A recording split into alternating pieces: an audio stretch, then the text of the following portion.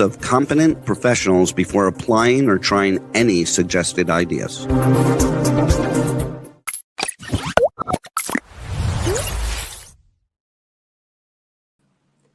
Welcome for another episode of Anahita TV. Believe it or not, this is our 11th episode. I'm so excited that I've kept this going. I've been dealing with some issues, but this is the only thing that's been consistent in my life, and I'm really excited to be a part of it. Thanks to Talk for Radio. You can definitely watch a bunch of really cool podcasts on Talk for Radio. And please subscribe and share with your friends. The reason I'm making these videos is because I'm always meeting very interesting people, and I'm, engaged in really amazing conversations. And I feel like those conversations need to be shared. The last time I was at an event, I was in the Malibu Business Network, and I met Eduardo, who's our next guest. He's an amazing human being. You guys have to just wait and see. He's a musician with a passion for peace and harmony worldwide. And for this reason, he started a foundation called A Call to Peace, www.acall2peace.org, which is a platform for artistic expression to exhibit and support other like-minded nonprofit organizations who want to give back to humanity and serve the human rights, civil rights, sustainability. They have a lot of different things they stand by: animal rights, social and racial rights, equity, racial equality, access to clean water, air, food. He knows all of these things that I just talked about. He's very familiar with all of those foundations, and he plays several instruments. One of the things they did was they provided, this organization provided sustenance and shelter and food and housing for those who needed. But they raise funds with their concerts. So without further ado, let's bring on our friend Eduardo. Hello. Hi, Eduardo. Hi. Thank you for having me. Thank you. I'm fine. I did a little introduction about you, how you're a musician and you started A Call to Peace.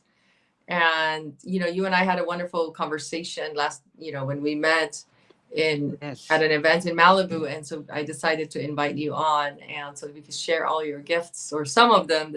You have such a vast variety of knowledge and gifts. I don't know where to begin. The first one. A musician. Yeah. Yeah. Well, the A Call to Peace, the name it was given to the foundation because I believe that peace is the responsibility of each individual, and it's something that we are born with, and then we kind of lose track of it. But it is our responsibility to find it inside of us, and then, make that call to yourself, to myself, to remember, to feel it, and then start the day from that point, That's wonderful. Well, and tell us about how you started in music. Well, unconsciously, I can tell you, because I have memories, but at the time I didn't know I was starting. I was born in Uruguay. Montevideo is the capital city, and in a neighborhood called Encina, which is one of the neighborhoods that the Black population used to live at. And each neighborhood that had Black Afro-Uruguayans descendants, they would group in certain parts of the city, and they would call those things nations. And I was born half a block from one of those nations, and since a very young age, I was 2, 2.5, 3. I got memories of 2.5 to 3 years old, and I would listen to these guys playing, parading on the street late at night in summer, and that would excite me. And I would just, being 3 years old, I would just go to my father's, the bed, and wake him up, because this was around midnight. Oh, and and he would get out of bed and take me. So I'm very grateful for what he did for me in that sense. Maybe he knew, maybe he didn't know, I don't know, but he knew that I liked it. And he would take me to where they were playing, parading with the drums. They would just play the drums and march. I had some of these drums here, and The sound is beautiful. That I have done listen to African drum music, and it's Uh, just really enticing, and your heart, gets engaged, your emotions get engaged. there is something with the groove because rhythm, as I understand, in Africa, rhythm is a language. Uh, So they communicate a lot of different simple, social events. They're groups for to play funerals, some for weddings, different celebrations, and it's different than just go, touch, touch. There is a right. whole meaning behind it. Yeah, a, a third dimension to it. That's So amazing. so I would listen to these guys drumming all around me, and I would get like I would cry out of emotion. I guess I would call it ecstasy now, but at the time I didn't know, and and that same feeling kept me going and finding other expressions, artistic expressions, music coming from that same place. It Yeah. didn't have to be exclusive to that particular group of people, but that's where it started. I was about 2.5, 3 years old. Wow. So what was your first? That's a wonderful story. My goodness, to be affected like that so Yeah, emotionally at yeah. such a young age. I can see why you're a musician. So tell us how many instruments you play, and what has the role of music in your life? Well, music. I'll start by the instruments. I mainly play bass, but I studied with a Brazilian maestro that's no longer with us. He used to live in Pasadena. His name is Moacir Santos, and I was studying with him, and he wanted to do classical music together because he was studying the piano. So he got me a six-string bass, and I've been using six-string basses with frets, fretlesses.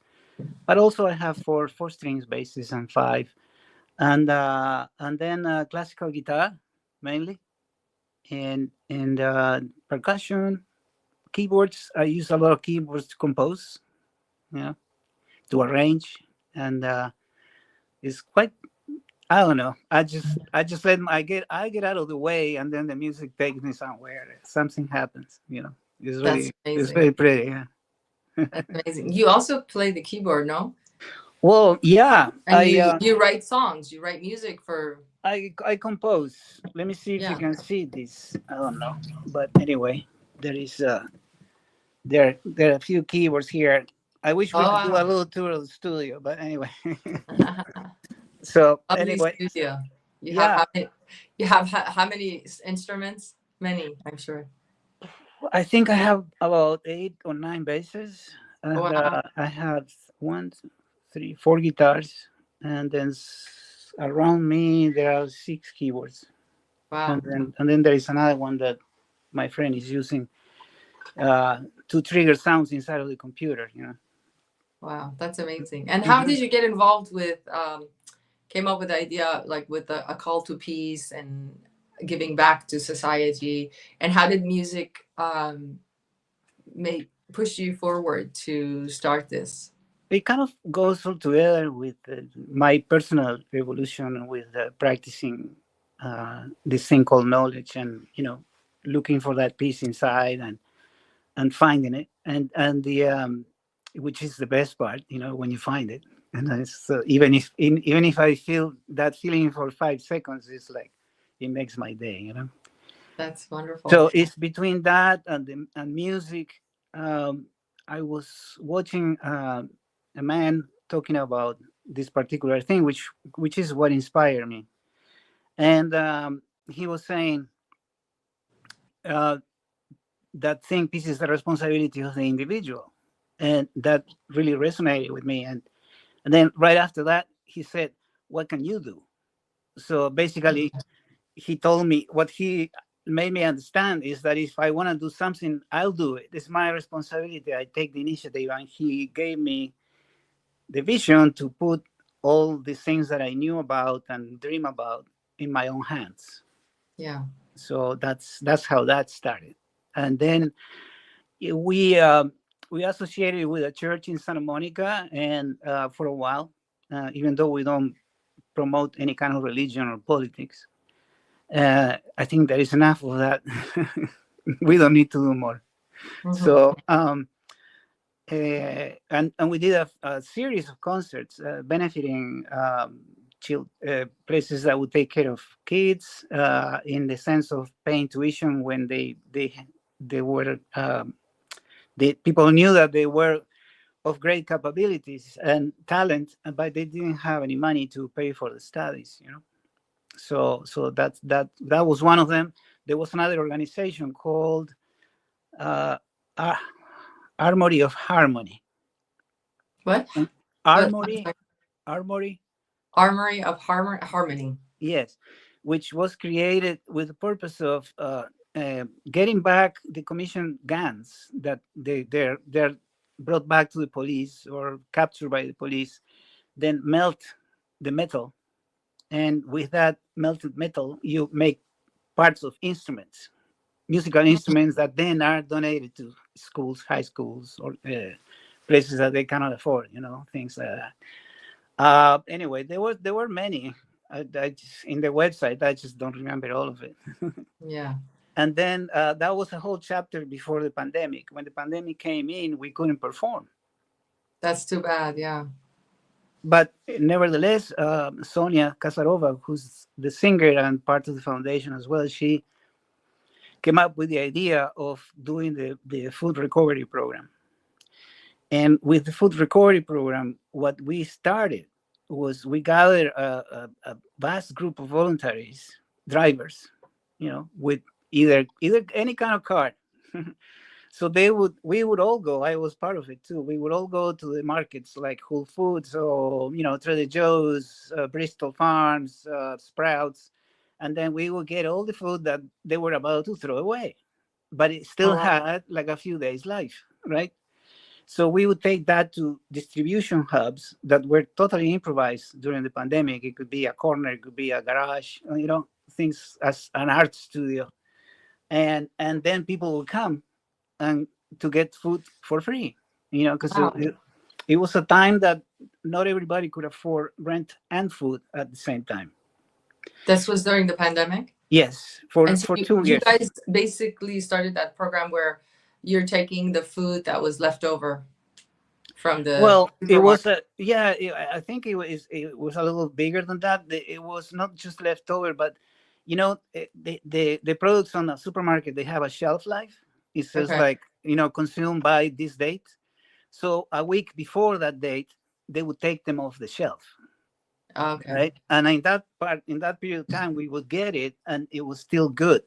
It was still good, so that the population could consume it before the date was up. Yes. So with that, in the amount in 2 years, 22 months, no, I think it was, or 21 months, I don't remember. But during that time, we got to distribute 4 million pounds of food. Wow. So which also is getting 4 million pounds of food out of the fields, and they don't like create gas methane when the food rottens and stuff, when decomposes. It was a plus all around for the. Yeah, it was. All of a sudden there were other elements participating, which were surprising and very, very rewarding. That's wonderful. That's such a great story. And you said another company kind of took it over and. Yeah, well, there was another company that came in and they started to get grants, and they were starting to push our drivers out of the way. And at that time, to me, the pandemic was over. I didn't really care for that anymore, and I didn't want to get into a dispute of any kind. I don't have time for it. I see. You're a peaceful man. I think that I have my priorities. Right. And getting in a discussion with people that don't listen, and I try. Yeah. I try, and if I don't get any feedback, it's like, okay. If we had a great conversation when we talked about peace, like what attracted you, worldwide peace, because I know you have a very interesting heritage. You were born in Uruguay, but you have a unique mix, and so you have a love for humanity that pushed you towards this lifestyle. Yeah, I think human beings are amazing. When personally, when I communicate with people on one-on-one, I think they're just beautiful, and There is so much to be shared and learn from each other. But when groups start happening, that beauty, that divinity is gone, and the reason starts to take over, and we forget about the hearts, and we lose meaning. It becomes more a concept than a reality.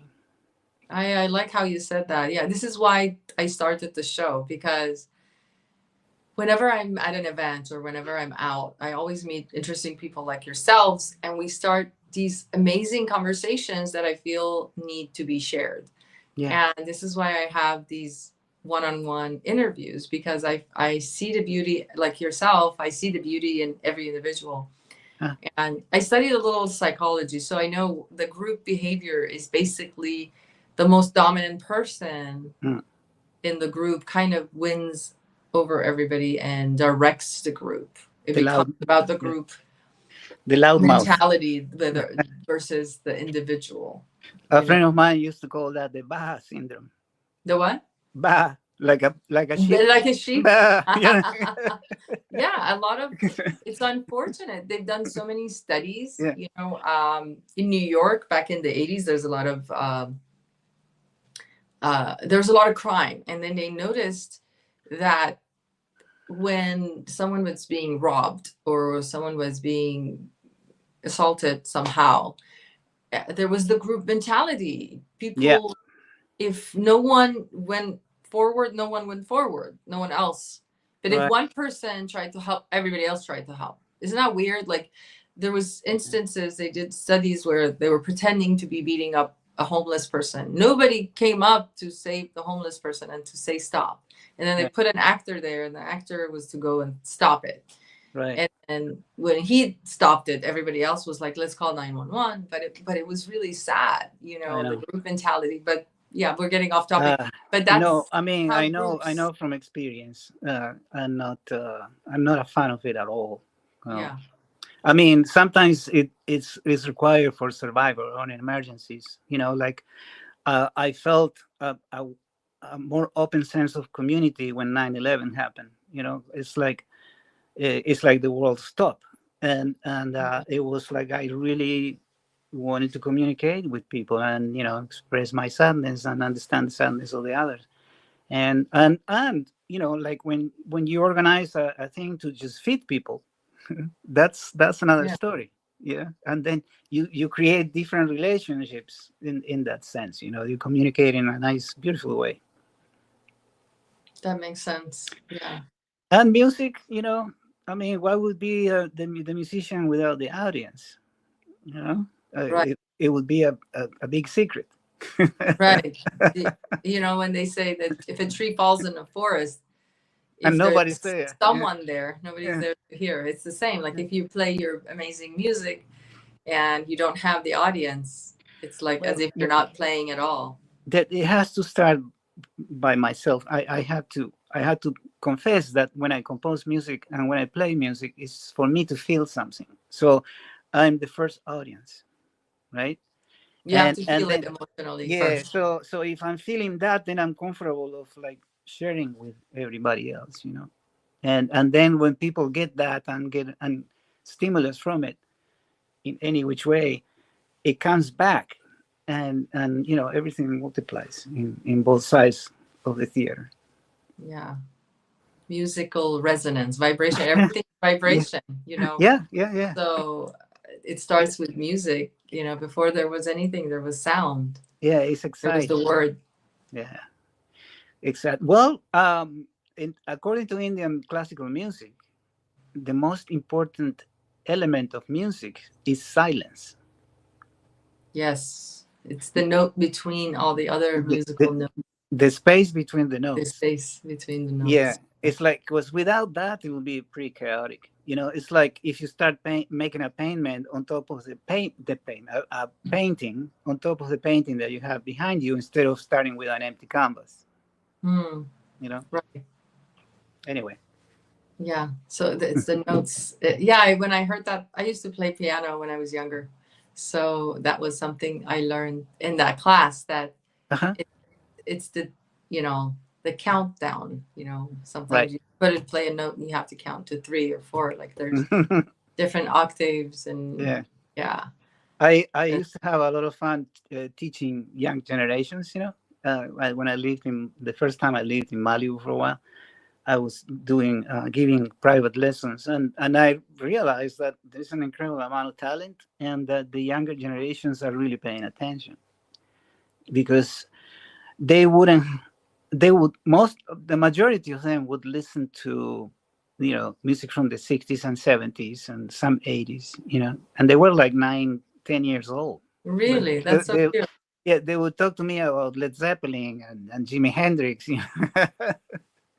and the Beatles were a common denominator for all of them. Yeah, that's so funny because I listen to those types of music myself. Yeah. When my daughter was really young, when she was 3 or 4, I believe we were out and she was in the sandbox and playing, and she was wearing a T-shirt, the Beatles T-shirt. Ah. And an adult person asked her, "What do you know about the Beatles?" And she said a song, and she started singing one of the songs. And the guy was, the person, I don't remember who it was. They were dumbfounded, and they asked me, "How does your daughter know about the Beatles?" And then she was interrupting, and she said, "But Elvis is my favorite." And then they were like, their eyes were so wide open that that she knew the Beatles, that she knew Elvis, and she's only like 4 or 5 years old. And it's surprising, but they're paying attention. they pay a lot of attention. Yeah. And I then mean, wouldn't she you like memorized that? every single song. Whenever you played it, she knew it by heart. Were you like that when you were that age? I believe, I don't know. I loved music. I don't know if I was like that. I loved words. I was more of a poet. Poetry stuck with me. I memorized Great. poetry. Like in my culture, it's normal, or it's part of the culture to, memorize poetry and recite. When you're having conversation with adults, you would recite poetry. Yeah.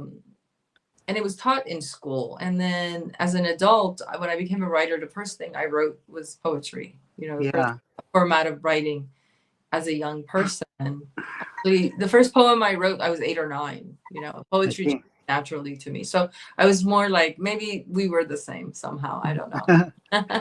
I was kind of quiet, except when the drums were playing. Yeah. I love the drums. Yeah. I'm from the south of Iran, so there's a lot of drums. Nice. And there's African music. African drums are actually involved in Southern Persian music, believe it or not. It's not. Oh, it's all connected. It is. Back in, I guess, the time of Cyrus, and the Silk Road, people from all over the world would get together, and with the ships or with the camels or whatever horses that they came, and the elites would be in the castle, but the servants and the drivers and all those soldiers, they would sit around the campfire, and they created this genre of music. And Bandar Abbas, it's a city in Iran. Bandar means the port.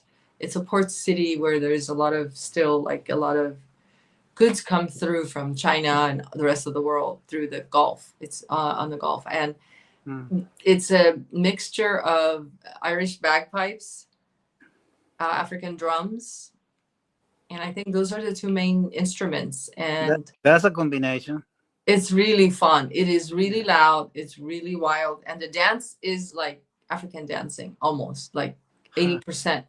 It's like 20% Persian dancing, 80% as African. It's my favorite music there is. It gives me those emotions, like you said. Yeah, there was a group in England. I don't know where they were from, but it was called Afro Celt. And they were part of Peter Gabriel's record label, Real World. And they had an incredible, beautiful mix of instruments and grooves and things like that. Yeah, it's very pretty. Yeah. I didn't know that about that part of Iran. Yeah, that's the sad part. When after the hostage crisis, I feel the country has been closed to so many people. But it's kind of like the rest of the world. Like Mexico, I felt like it was a little like Iran, like every section had their own music, their own costume, their own culture, and their own subculture. Italy is the same. When I went to Italy, like every city, every corner, every state has their own subculture. And Iran is very similar like that. They, every the South versus the Middle, the East, the West, the North. They all have their own type of music, their own type of language. There's over 85, I believe, when I was a kid, if I remember correctly, languages in Iran. 85. Yeah, Wow. over 80 languages, because a lot of it is dialect. God, it would be like when you had to say hello, it would be exhausting. Yeah. there's actually I love history. I'm a history buff. So there's a new not new. This is new information. There is a subculture or called Gilaki. Gilaki sounds like Gaelic, Gilaki. right? Guess what? We found out they speak Gaelic. Oh, wow. So it was from Ireland, thousands or hundreds of years ago. They traveled to a part of Iran and they created their own culture. They speak Farsi and they speak Gaelic as well. So well, the world is full of surprises. Yeah, but that explains the bagpipes too, right? Right. Yes. Yeah.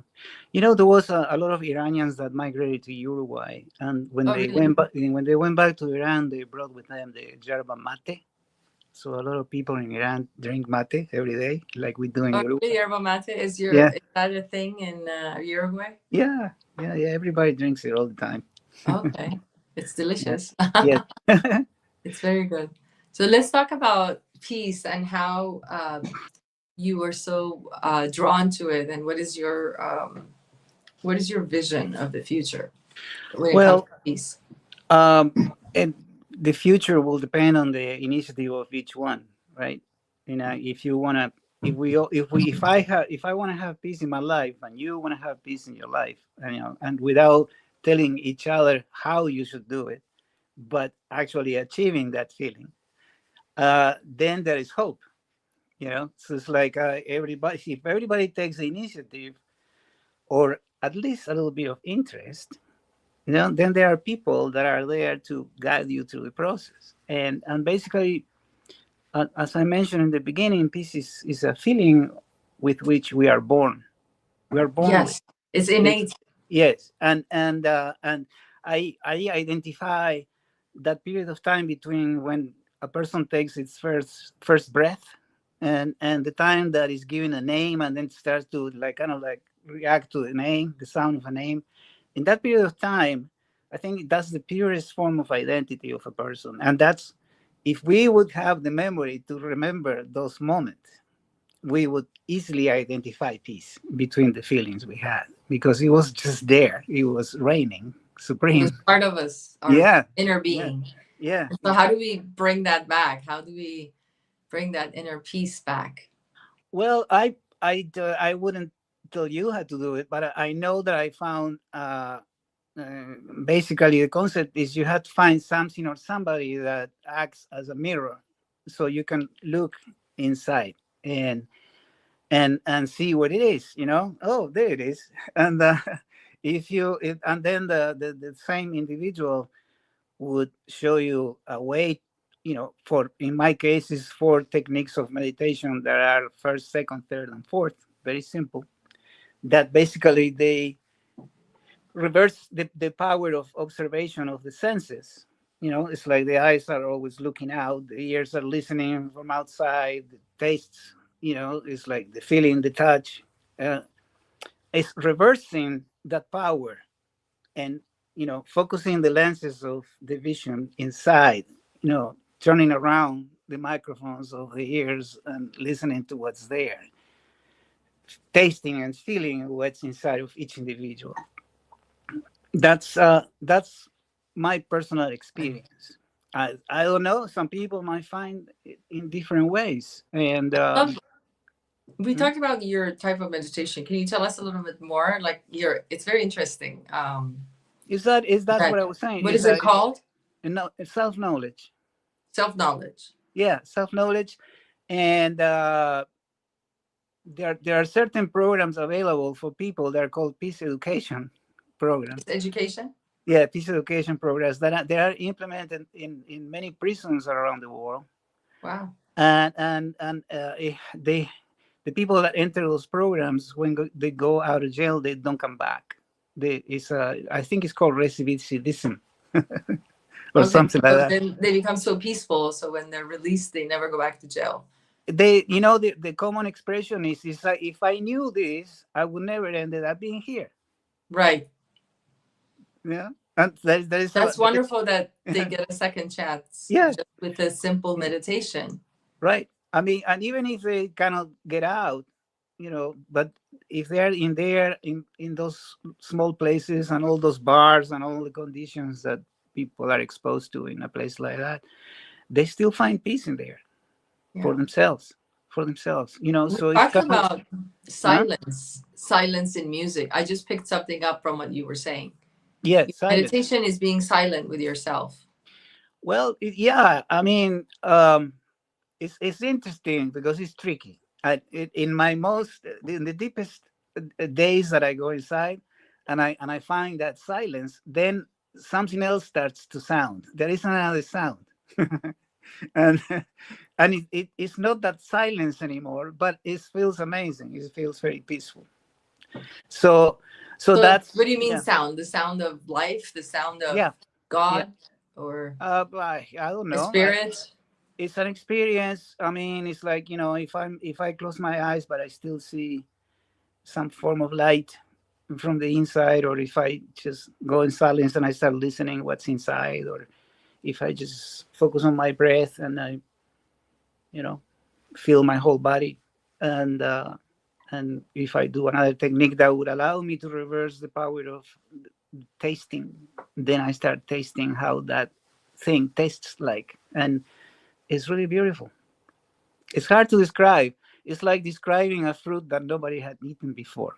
Yeah, that makes So sense. it's Yeah, like, because yeah, you you tell see the me. light within. Yeah, When you go in, you see yeah, the light within. I yeah. love that. That's so It's a beautiful. it's a. I mean, I couldn't tell you how that feels or tastes or doesn't taste. I mean, it's like that's something that you had to find out for yourself, and it's better that way. Believe me.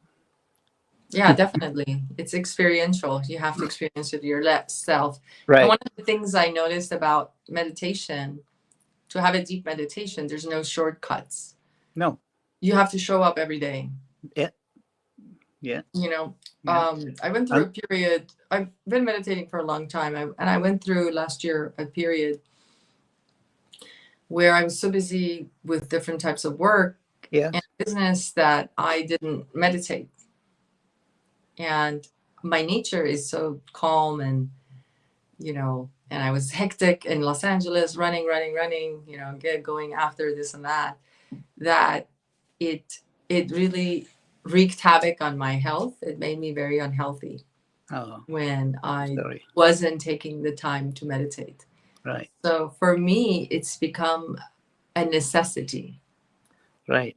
Yeah. I have to meditate. There's no other way. Yeah, but me too. But I have to do it because I like it. Not as a discipline.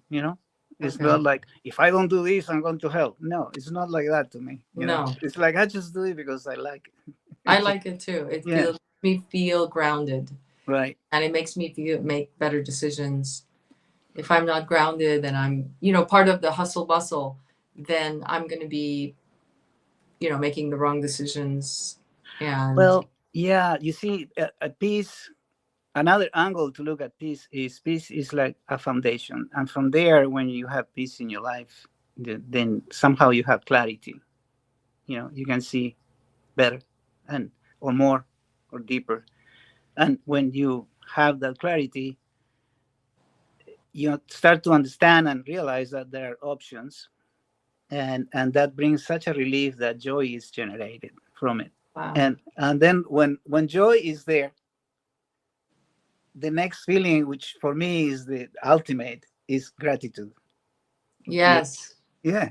You could change your life with gratitude. I feel like if anyone's listening and they're going through a hard time and they don't know where to begin, and let's say you don't like your job, you don't like your husband or wife, or you don't like, where you're living, you're like 90% of the things that are going on in your life. Mm-hmm. If they go in the feeling of gratitude, their entire life will change. If they do just gratitude for 10 minutes every morning for 7 days, your life will change. And then that's when you start seeing synchronicities will come. I love Joe Dispenza. I listen to him, and he does a lot of experiments. He's Oh. done experiments with gratitude, and he's the one who came up with this. It's actually scientifically proven. Mhm. In a laboratory, he was able to prove that when people go into a peaceful situation or peaceful meditation or just gratitude, their entire lives will change. The universe will basically start Yeah, moving you towards your higher self. it is so exhilarating because at the same time you cannot take that for granted. We do, because it's so simple. All I have Yeah. to do is think about gratitude, okay? Yeah. And so many people don't believe it. A lot of the scientific people, like, I want to share something that happened today. I have a friend who's a doctor, and he's experiencing some health issues. And I was online, I came across, MS is, a health issue that he's experiencing.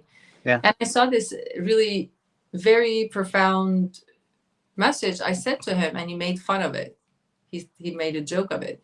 Basically, it was this doctor. He was an actual doctor. He said, he was a medical doctor who suggested if you want to avoid MS in the future, and he was saying how different types of migraines, like if it's forehead, you can't sleep well, and it's the back of the head, it could cause MS in the future. And he said, in the morning when you wake up, right as you are washing your hands, go like this behind your neck, just softly massage the back of your neck. And he said, if you do this every morning, I mean, how peaceful is this, right? It's nice, right?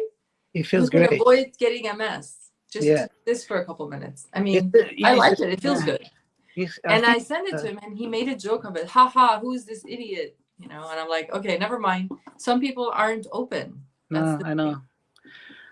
Some people are afraid of being happy, and there's plenty of wow, those. Yeah, true. and yeah. This They think this if feels they great. have a message for life because he studied science and he's a doctor, and they want to follow this solid, straightforward, just one way or the highway type of mentality. But the thing is, even science, when you study science, it's a theory. You're studying a theory, someone's idea. Yeah. That's what a theory is. It means if I came up with a theory today, 10 years from now, you came up with a theory that was better than mine, my theory will be obsolete. So still, but they're still like looking at it as this one theory, highway, one way or the highway. But knowing the fact that science is never uniform and it's not ever straightforward. Look at, like, we could go back to the 60s and look at our science books. Yes. And then look today. What's the difference? A huge difference. Yeah. Yeah, I think I always go back to how much do I know myself, I mean, because otherwise everything could become like a Olympics of the mind, Yeah, it's like so I cannot forget that part, the heart, the real identity. I can't forget You forget your identity. Yeah, basically, you become another sheep in the Yeah. Yeah. Well, one of the things I kind of resonate, like the opposite of that would be what Joe Dispenza talks about. When you meditate and you become no one, nowhere, and I feel like that's the piece that you're talking about.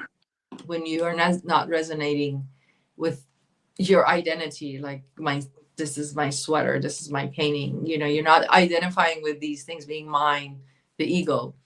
And when you don't associate with anything, but you stay awakened and aware of your surroundings. Conscious, aware, yeah, that's very important. And I also heard once that paying attention is the path to devotion. Is the pathway to devotion. Paying attention, devotion being a kind of love that is not attached to anything. Is yeah. There is a word for that in English. I don't remember it right now. Yeah, sounds like ecstasy. No. It's a No, but devotion, devotion. Yeah, devotion is unconditional love. That's what that is. unconditional love. I like Yeah, that. Yeah. yeah, unconditional love. I mean, because unconditional love, you could focus that on somebody or just on life itself, and uh, it just it's not attached to anything. It's just you have that love, you feel that love because you're alive, and if you recognize that life coming through your breath in and out, Oh. and the potential that is there just from that gift of breathing is enormous, and not I don't know a lot of people that think that they're breathing. They don't realize it. Yeah, we forget we're breathing. Sometimes we stop our breathing when we're stressed. We actually Right, it don't changes. breathe the Yeah, same it changes. flow. I mean, we cannot stop because if we do, we die. But so, which is nice for me to know that even in my sleep. Shallow breathing, I should have said. Yeah. What is it? Shallow breathing, I meant to say. Oh, not- shallow. Yeah. You're right. But even when I sleep, I'm not conscious that I'm breathing, but something is breathing me. I look at it that way. I like that. That's lovely. Yeah. So anyway, yeah, there's so much to talk about. And how long is this program? 50 minutes, 10 more minutes. 8 10 minutes. more minutes. Yeah. We've been here for already 40 minutes. Yes, 42 minutes. It goes back, I swear, it goes fast. Everybody that comes on the show always I have a it goes question. really fast. Your voice is amazing. Do Thank you you. do spoken word? Sometimes I write poetry, so I do sometimes. Not often enough. Yeah. We have at our concerts we invite poets and they do their thing, wow. and then we improvise music behind them. It's Yeah, pretty I'd cool. love to. Yeah. I'd love to do that. Oh, yay, I got an invitation. Do you have a poem with you right now? I do. I'm working on a poetry book. I mean, this is impromptu, guys. This Okay. I never knew. Just a second. Just wait. I'm gonna get my guitar. Oh, you are? Yeah.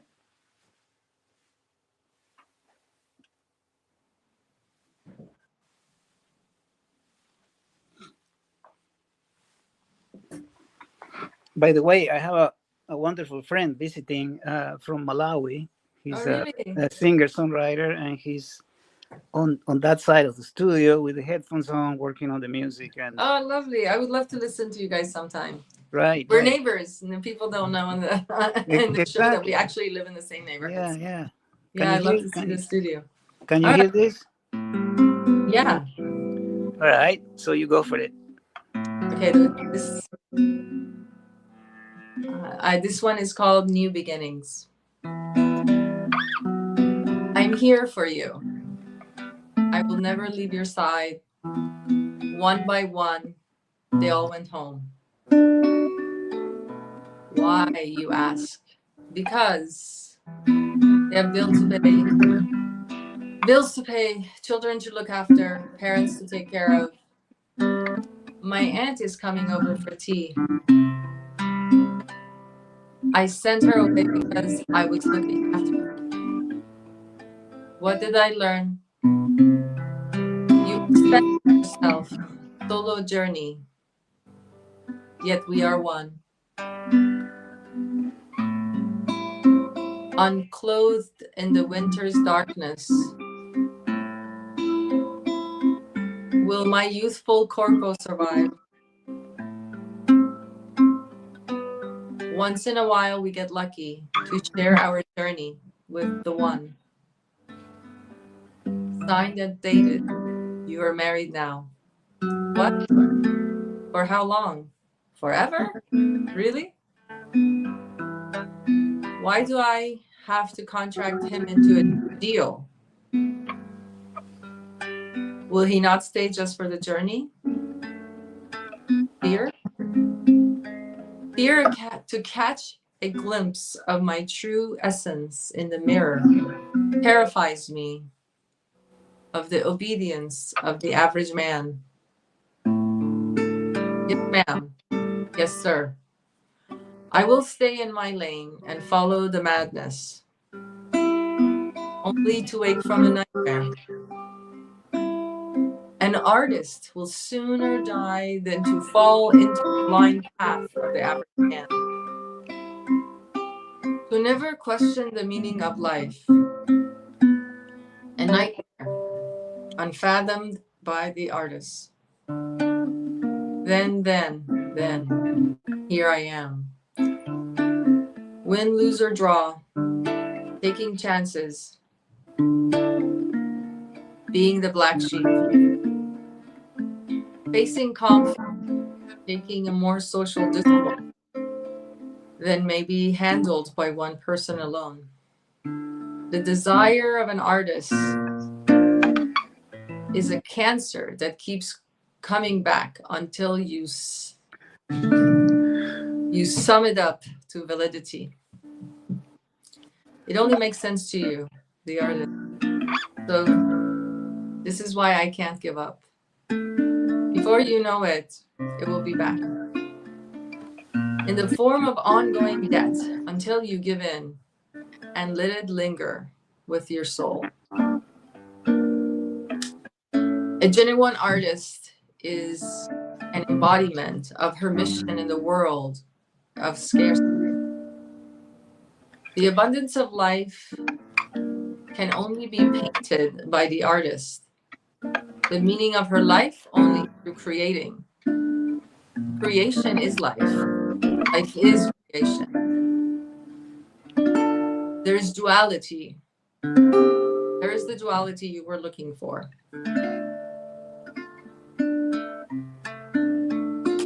An artist can undo and redo this jigsaw puzzle that can't be solved. Only she solved it in her heart, but her mind is stuck trying to get validation from a whole world of invalid. I give you the reader, the artist license, which means be you for humanity depends on it. And that's how unity takes place.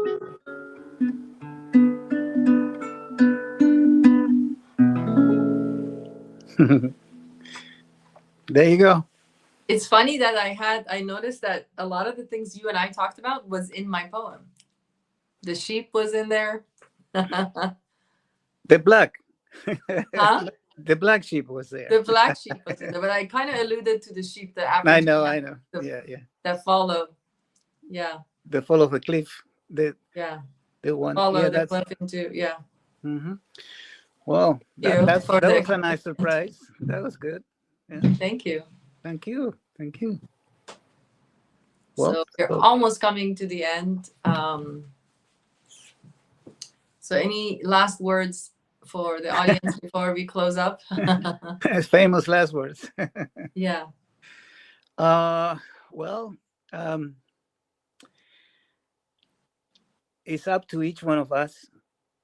Obviously, we live in a time that we are seeing that political system, religions are not really doing the job they're supposed to be doing, Yeah.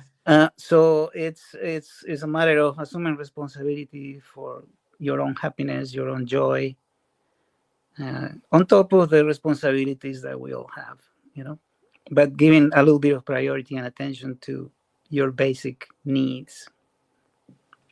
I agree so hard. Yeah. We are more I mean- responsible now than ever for Well, our yeah, peace and yeah. joy. 'Cause, I mean, life becomes so much enjoyable when you have peace in your heart. It's way more enjoyable. It's just it's more dimensional. It's fun. It's like when somebody asked me on the World Economic Forum was how do you see the future? What do you think the future looks like? What is your vision of it? And I said, to me, it's like, in kindergarten when the kids take a break and Yeah. they're playing and they're fighting, but nothing stays there. It's like if they fight, then the next second they're just playing with a different toy and having fun in a different way. There is no build up on the There's no grudge. Yeah. They just Exactly. move on. So I said, well, to me, that I would like to hear that in the future, but with us, the grown-ups, with Yeah, everybody. it would be Let's- lovely. I like that. I actually have a few friends who are like that. They don't hold grudges. The situation ended. They're like, forget it. It's over. I love that. And I think if we acted that way, most of us, if we felt inclined to act in those ways, then we would Yeah. have less disease, less pain, because disease is basically emotions that weren't dealt with, Yeah. that saved, somewhere in the body. The The body. word says it. The word says it all. This is. This is. Oh yeah. Yeah. Yeah. Yeah. Yeah. So anyway, that's something that I always like to share, and Thank you. I hope we all. I mean, I had a great time. To me, this ending was very surprising and beautiful. Thank So- you. Yeah, that was a surprise. We didn't plan the poetry. No, So not at all. happy that I'm finishing my poetry book. I'm finally gonna publish it. So Great. thank you for giving me the opportunity. I know it's my show, but you gave me the opportunity to read it. Well, it's your show. You have to do. Why not? Yeah. So I mean, I'm Yeah. finishing 3 albums that are almost ready. It's just post-production right now. One of them is done, and then we're working on album cover and distribution and things like that. That's in collaboration with Scarlett Rivera, very well-known violin player that became to fame because she toured and recorded with Bob Dylan for a long time. There's a wonderful story on how they met. But I don't know if we have time for that. We But and probably then, don't, but yeah. yeah. But I okay. want to tell people to go to your website, www.seniormusic.com. I think maybe the www.icalltopeace.org is more actual. Okay. The senior music needs to be updated to a Updated, different yeah. platform. So now everybody should go to acalltopeace.org. So I stay can see on. it. I'm going to bring you in the green room. I'm just going to say the goodbye. Thank you so much for joining me for this episode. Yeah. For my friends, please, who are viewers, please like and subscribe and share this with other musicians or peace lovers or people who love to meditate and give back to community. This was wonderful having you. I really enjoyed this conversation, and I'm sure we'll have more conversations behind the scenes. We always have fun, getting to know Yes. you. And Yes. and We should. I mean, we live so close by. It's kind of yeah, it's funny. definitely. We'll have So- to get together soon. So give my thanks to your friends that are also helping with this. And Thank you so much. Yes, we'll be in touch. definitely. Stay on for a second, okay? Thank you Yes. so much. And this is the end of our show. Appreciate you tuning in. Thank you.